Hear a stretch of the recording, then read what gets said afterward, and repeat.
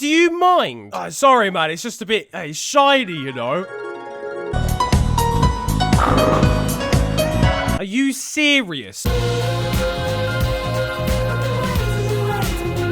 Yo guys, it is your boy Niran here, and you are watching FTW. This, of course, is the series where I bring to you the best and more frequently the worst of what football has to offer during the last 7 days. Now, what's been kicking off in the world this week? Well, ladies and gentlemen, there was the realization that England are winning Euro 2020, the World Cup, Copa America, Under-23's Gold Cup, and the Johnston Paint Trophy. Even the weather is at an all-time high right now. Barbecues are out, back to 50 is in full circulation. I saw a man in a vest yesterday. The UK is feeling like a Caribbean island right now. No, you can't take them again. I didn't. Barbados, the Dominican Republic, Guadalupe. Okay, this is out of control. We are the best team in the world, with the exception of about 11 other teams in the world. I'm being serious. And we proved that by scraping a 1-0 victory over Austria. Who wrote this script? That's not what it's meant to say. To be fair, Austria, massive favourites for the tournament overall, so it puts us in a good spot. It was a concerningly drab display from Gareth Southgate's waistcoat warriors. Are we surprised? This is a man whose main source of creativity was once Harry Winks. Attacking is purely optional for this man. Gareth, I want to go for... Do you think that's necessary?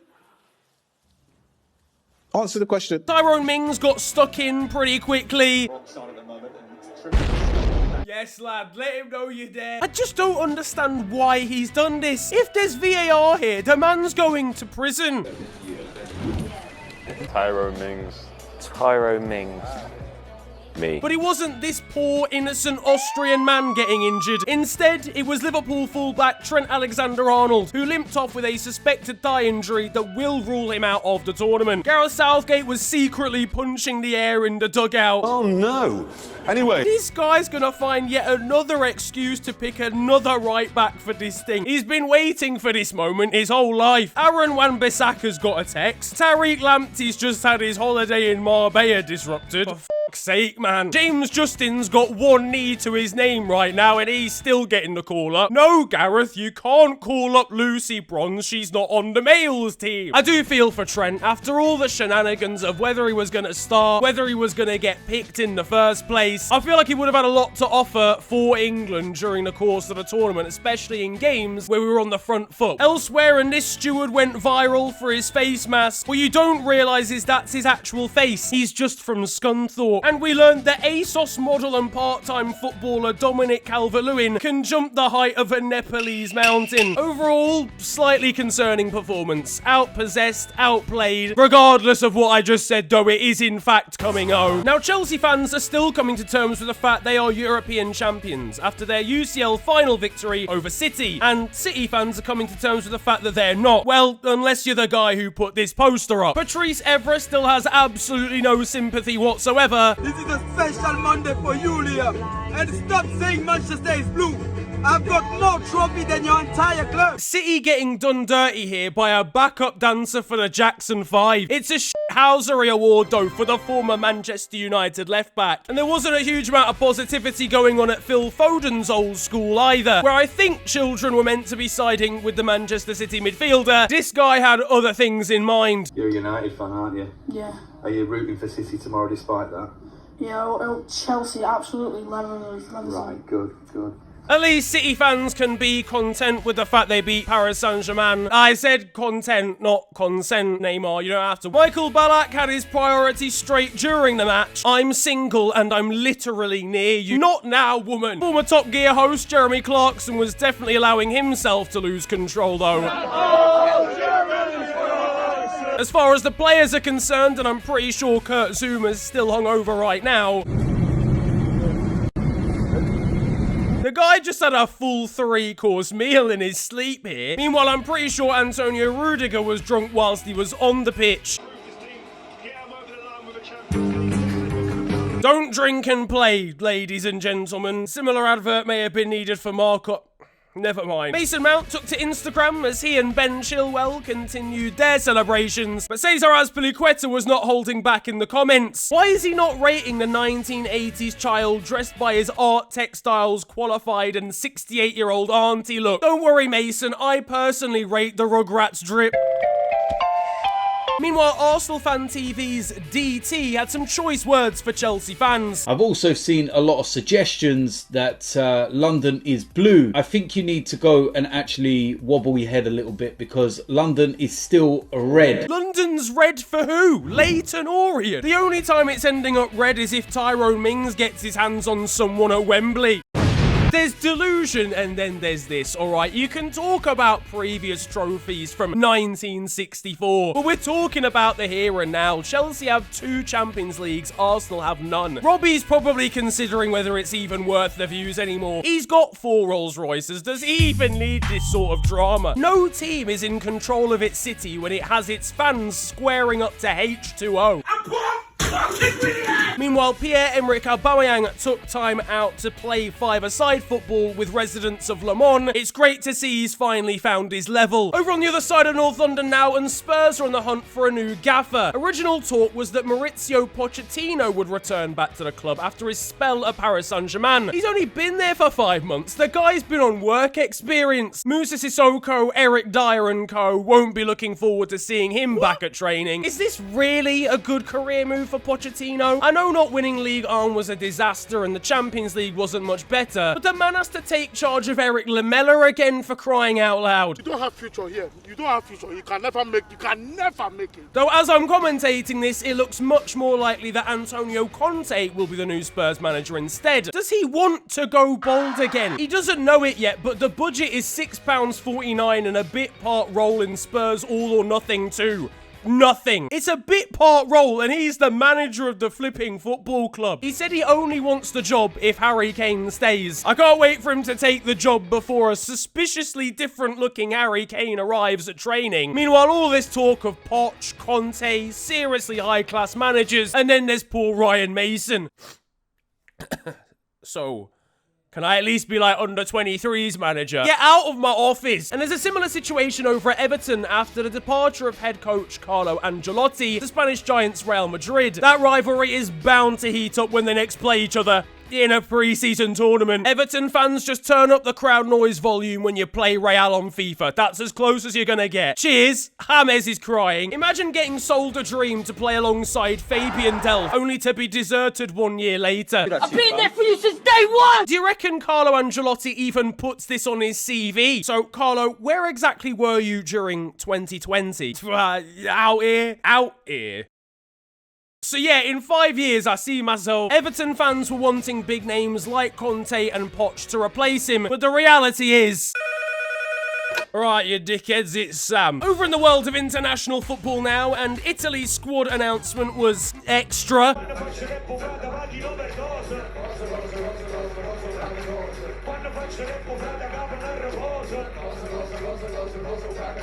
Wales lost 3-0 to Euros favourites France in a pre-tournament friendly, in which Nico Williams was sent off in a 26th minute. Hugo Lloris came out in an interview and said that he and the rest of his French side begged the referee not to send him off. You know it's a bad decision when the opposition are telling you not to do it. At that point, we just have to come to a majority decision. Get Hugo on VAR instead. They're basically down to 10 men as it is. Gareth Bale's too busy potting down at the corner flag. Scotland drew 2-2 with the Netherlands this week. It looks like Donny van de Beek is still sitting on the bench. Now, over at Barcelona, a new signing Sergio Aguero was revealed to the Catalan faithful. Just please don't ask him to do kick-ups. I cannot believe it! He looked buzzing to be at his new club, even though it was only 2 days after City's Champions League final defeat. Finally, a manager who knows what he's doing and won't try and play me at left wing back. Oh, for crying out loud. How Barcelona can afford it, I don't know. These lot are one transfer away from paying everybody's wages in custard creams. It's just great to see that in a two-man strike force of Martin Braithwaite and Sergio Aguero, Barcelona have one of the best strikers in the world, and Sergio Aguero. Closer to home, and Manchester City are ready to spend big on some players this summer, according to their chairman. It's great to see them finally back the gaffer. One journalist told a story this week of how he was accidentally texted joined by Rafa Benitez, who was attempting to tell one of his coaches about an on-loan goalkeeper, Freddie Woodman. You wouldn't want the same miscommunication from Sean Dyche. There's rumours that on-loan Chelsea midfielder Ruben Loftus-Cheek and TikTok star Addison Rae are dating. I've not seen this man in years. How did she find him? Scouting Fulham's under-23s. And there's the suggestion that the FA and football governing bodies, generally speaking, want to try and implement robotic referees into football. Mike Dean is quite frankly in pieces at the news. How is this going to work for commentary teams? And your official for today is X-unit_001A.4. Imagine robots actually end up taking us over, and the reason was because the FA wanted more clarity on the new handball rule. And in the richest game in the world, Brentford beat Swansea in the Championship playoff final thanks to goals from Ivan Toney and Emiliano Marcondes. With Brentford in the Prem now, football hipsters are climaxing as we speak, and it's no surprise when their manager's a footballing genius. How he's evolved from there, as Sam has said, he's been immense, and he just looks a really A second half red card for Swansea defender Jay Fulton divided opinion, given he put in a horrendous challenge but didn't mean to do it. I mean, what are we talking about with intent here? Do you want to set up a lie detector test to see whether he actually meant it or not? Jay, you're chatting shit. I do it. Get him off.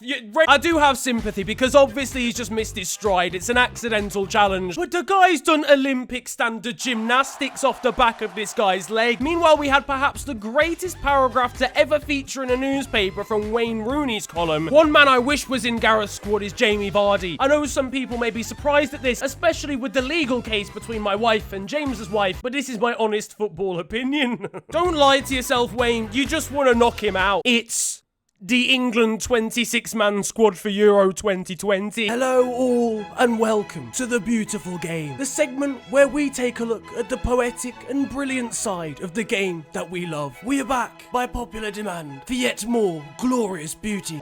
for Karela. Miscommunication between player and goalkeeper. And Maxwell Abe strikes the ball, but the ball just ran away from. And that concludes The Beautiful Game. In Germany, and Robert Lewandowski scored another brace this week. How is this man on the pull when he's FaceTiming girls like this? In Scotland, and Alfredo Morelos posted about Steven Gerrard for his birthday on Instagram, calling him the best manager in Scotland. I think it's fair to say Steven was expecting higher praise than that. There's only about 6 other qualified coaches in the whole country, I'm not surprised. Speaking of which, and Celtic's new potential manager, Anja Postecoglou, may not get the job because he doesn't have the qualifications required. I'm not being funny, it's only Scotland. All you gotta do is coach some under-11s and you've probably got all the badges you need. And at Partick Thistle, they signed winger Scott Tiffany from Livingston this week and announced it like this. We've signed Scott Tiffany, ya beauty. It's a 10 out of 10 from me. Over in Brazil, and I don't know who allowed this game to go ahead. One fan of Alexander Isak took advantage of the sunny weather to go one step further than most people would want to go. And in Serbia... But now, boys and girls, it's time for the FNG Transfer Roundup. Yeah, you know I got an offer to present on the BBC? Yeah, told them I already know about those. Do you know what I'm saying? Welcome to the FNG Transfer Roundup, the last place to hear about the news. In the time that I've been away, I've decided that I need some kind of catchphrase to inform people that a transfer is about to become real. The answer? There we go. Someone's already... Who's Fabrizio Romano? First of all, we have the story of Ibrahima Konate signing for Liverpool. The young Frenchman joins the Reds with huge potential and a coat that makes him look like he's from EastEnders. Liverpool fans will be hoping that despite his injury record, unlike the rest of their back four, he doesn't have muscles made of smoked salmon. Staying with Liverpool, and there's rumours that Adrian is set to sign a new deal at the club. Unsurprising when he has enough ability to, despite Luis Suarez's signing, be Atletico Madrid's best purchase in years. Isn't it nuts how I've been gone for about 9 months and United still haven't got Jadon Sancho?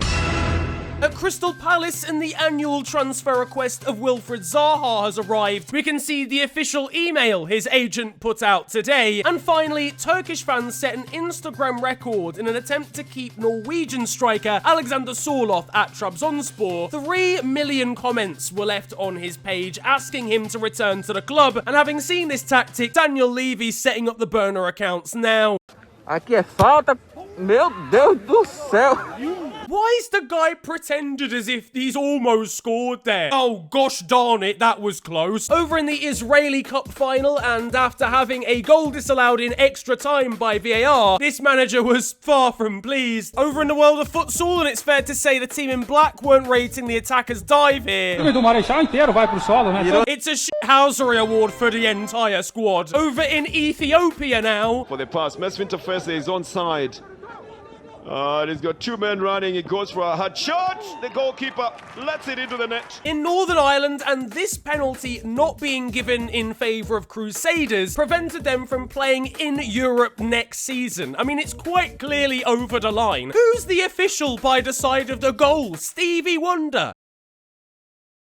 This picture makes me want to explode with joy. How hard's this dog headed the ball? Meanwhile, over in Somalia, and we have perhaps one of the most confusing and ridiculous own goals of all time. After the ball bounces away from a throw-in, a defender attempts to clear it away, launching it about 16 miles into the air before somehow dropping into the goal. I don't think physics were applied here, but that's fine. Now though, for the moment you've all been waiting for, because over in Romania, and the manager of Romanian side Bralia, named Florentin Petri, has revealed this week that the president of the club took money from his grandma's funeral to pay for the team's salaries. I don't think he's passing a fit and proper test like that.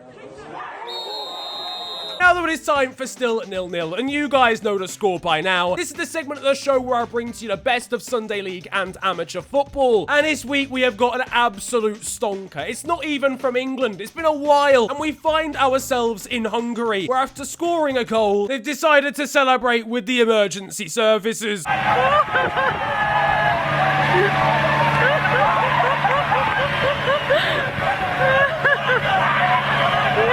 Their number 9's on fire. Am I right? Yeah. On to the weird stuff though now. Over at Maidenhead, and they brought on a substitute goalkeeper for an outfielder, and he then went on to score in injury time. In what situation did this even manage to occur? In Wales, and Aaron Whiteman made his debut for Glentoran FC. The weird thing about this was he was substituted on for his school teacher.